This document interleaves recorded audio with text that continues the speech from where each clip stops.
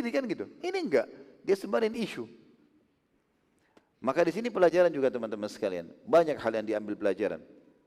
Dan insya Allah dalam buku sirah yang akan diterbitkan, insya Allah yang saya tulis ini, setiap beberapa lembar akan ada satu lembar nanti khusus untuk pelajaran yang diambil.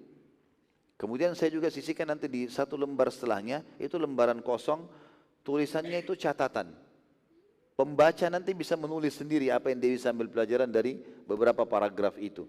Supaya bisa betul-betul mengambil hikmah-hikmah yang sangat besar.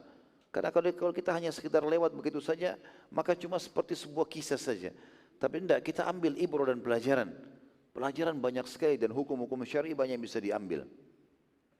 Di antaranya juga adalah bagaimana di tengah-tengah muslimin bisa terjadi ini. Dan kita lihat bagaimana Nabi SAW menyelesaikan perkara seperti ini. Dan juga bagaimana ada di antara kaum muslimin yang hatinya hasud.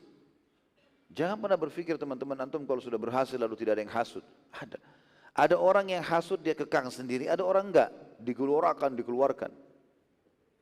Juga dari sisi lain, ilmu syar'i berpengaruh besar. Karena Uyainah dan suku Sulaim baru masuk Islam, belum punya ilmu agama, maka beda perilaku mereka seperti para sahabat yang sudah lama masuk Islam, ilmunya sudah dalam, maka ilmu bisa menjadi pengawas dan pengontrol buat dia. Uyainah pada saat itu merasa rugi dan cemburu, kenapa ia dan sukunya tidak mendapatkan kemuliaan tersebut. Bila ia kembali memanggil sukunya, maka sangat jauh, Ghatafan jauh sekali, perjalanan kurang lebih seminggu baru sampai ke sana. Dan tidak ada kayak zaman sekarang kita media tinggal telepon datang ya, ada pesawat, ada apa, bisa cepat. Zaman dulu orang pakai kuda. Itu pun kalau selamat pulang.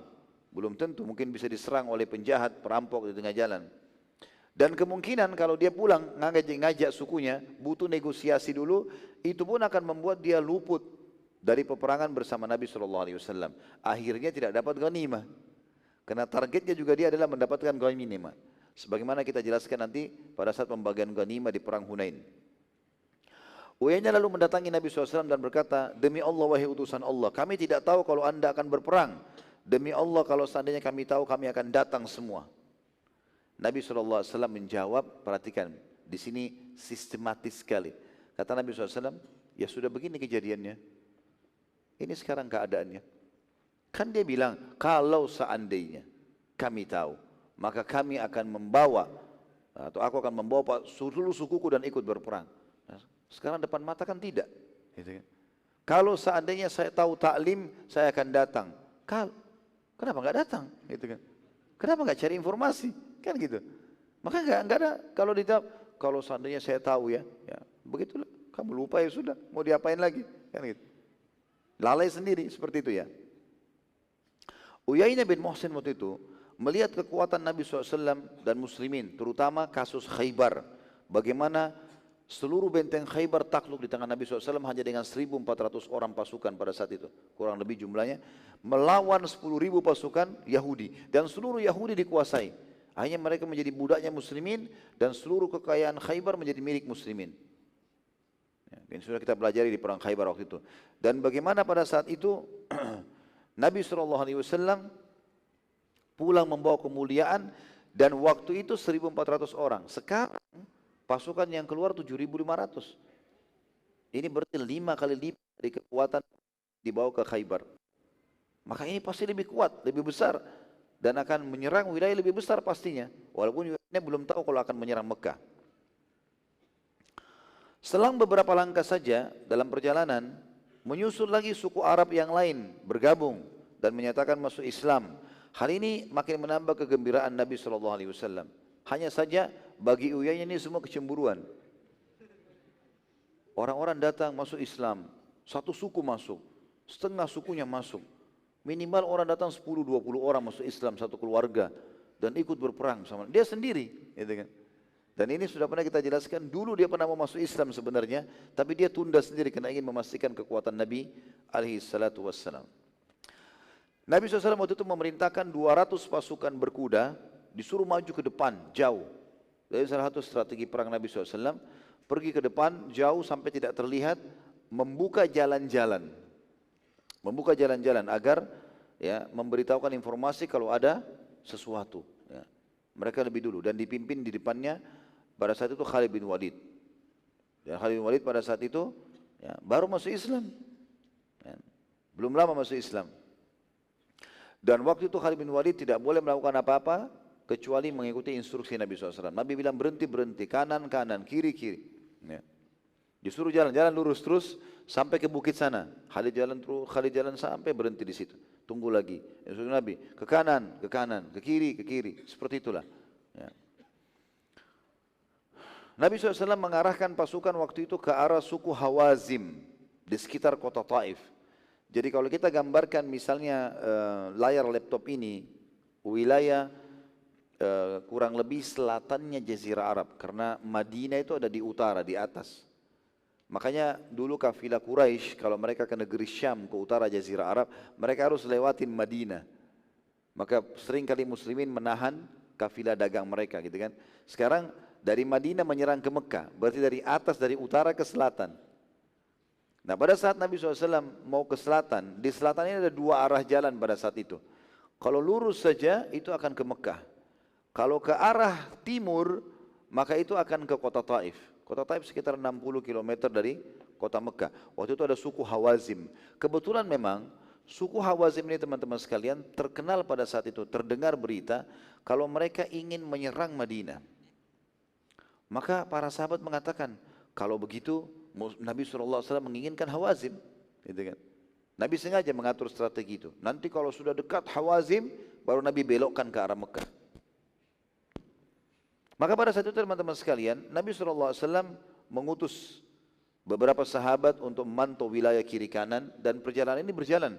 Terus sementara Quraisy belum tahu kalau pasukan sudah jalan. Karena Abu Sufyan juga tidak berpikir hari pertama dia keluar pasukan sudah terkumpul sebanyak itu. Gak ada sama sekali pikiran dia.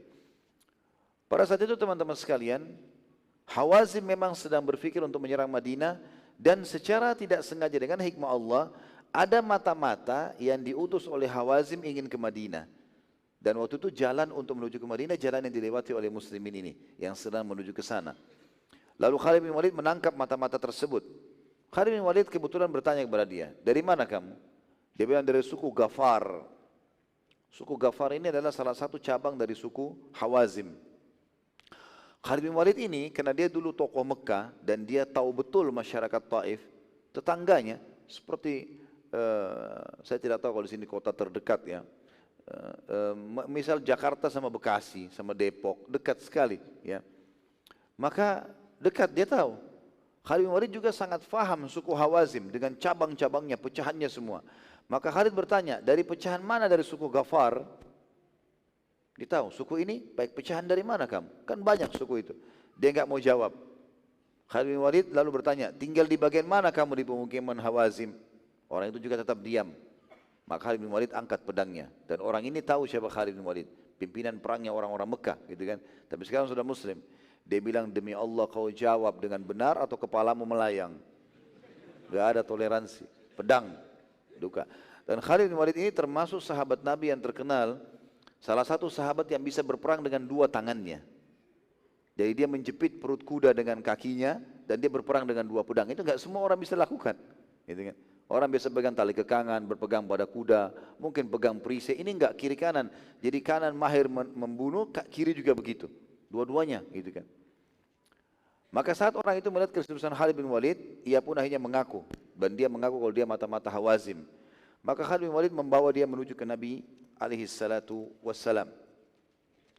Setelah tiba di kemah Nabi SAW, karena lagi istirahat, Nabi SAW bertanya padanya, siapa yang mengutusmu? Dia bilang, pimpinan kami Malik bin Auf. Namanya dihafal ya, Malik bin Auf ini punya peran besar nanti dalam perang Hawazim. Nanti kan kita bahas. Orang ini masih muda sekali, tapi dia dipilih menjadi pemimpin pada saat itu karena kekarnya tubuhnya dan keterampilan perangnya.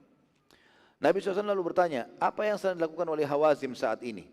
Maka dia menjawab, mereka sedang mempersiapkan peperangan melawan anda. Tentu orang ini menjawab kenapa? Karena pedang Khalid bin Walid di lehernya sekarang. Bukan berarti didudukkan manis, kasih minuman, gak bakal jawab dia. Khalid bin Walid giring, dibawa ke kemah Nabi SAW, diikat tangannya, didudukin pedangnya Khalid di lehernya. Bohong sedikit melayang nih gitu. Maka dijawab semua sama dia gitu. Maka Nabi SAW bertanya, Nabi tidak larang waktu itu ya, karena ini kondisi dalam peperangan. Dan ini mata-mata, harus informasinya lengkap gitu. Maka Nabi SAW lalu menanyakan secara detail kekuatan musuh. Ya, berapa kekuatannya, kapan rencana mau menyerang, berapa jumlah laki-laki, berapa jumlah perempuan, berapa jumlah kuda. Rupanya orang ini hafal semua, dia tahu. Dia menceritakan jumlahnya sekian, sekian, begini, begitu, segala macam dirincikan. Sampai Nabi berkata, apa yang sedang dilakukan oleh Sa'ad dan Hilal? Sa'ad dan Hilal ini termasuk pemuka dan pemimpin Hawazim. Mata-mata tersebut tadinya enggan menjawab. Maka Nabi SAW mengatakan, kalau begitu tawan orang ini.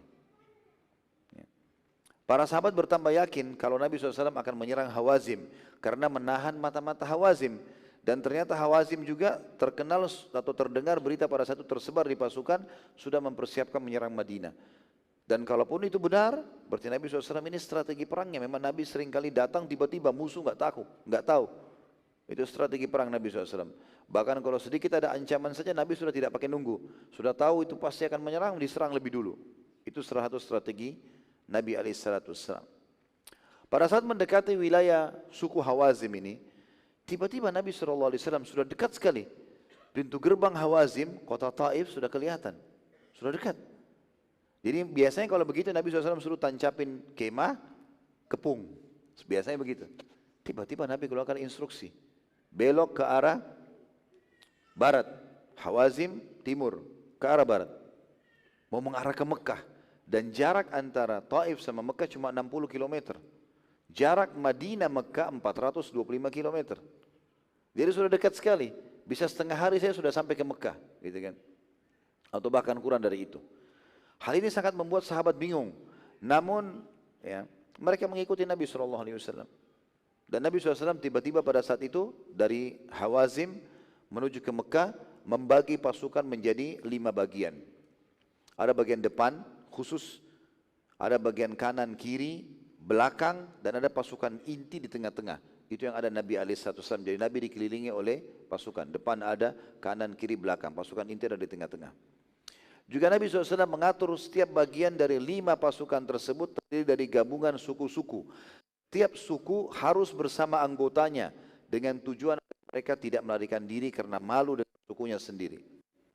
Jadi suku ini berkumpul semua, kalian di bagian sayap sebelah kiri, suku ini sebelah kanan, dan seterusnya. Saat mendekati Mekah, Nabi SAW memperkuat barisan depan dengan menggenapkan jumlah 1000 personil, khusus bagian depan. Tadinya cuma 200 yang dipimpin oleh Khalid bin Walid itu. Dan semuanya dari suku Sulaim, enggak ada suku lain, di depan Sulaim. Hanya saja Nabi SAW menobatkan Khalid bin Walid sebagai pimpinan mereka. Dari sisi lain, Nabi SAW mengangkat Zubair bin Awam dan Abu Ubaidah bin Jarrah radhiyallahu anhu ajma'in memimpin sisa suku-suku Arab selain Sulaim. Sementara Sa'ad bin Ubadah radhiyallahu anhu menjadi pemimpin para muhajirin dan ansar.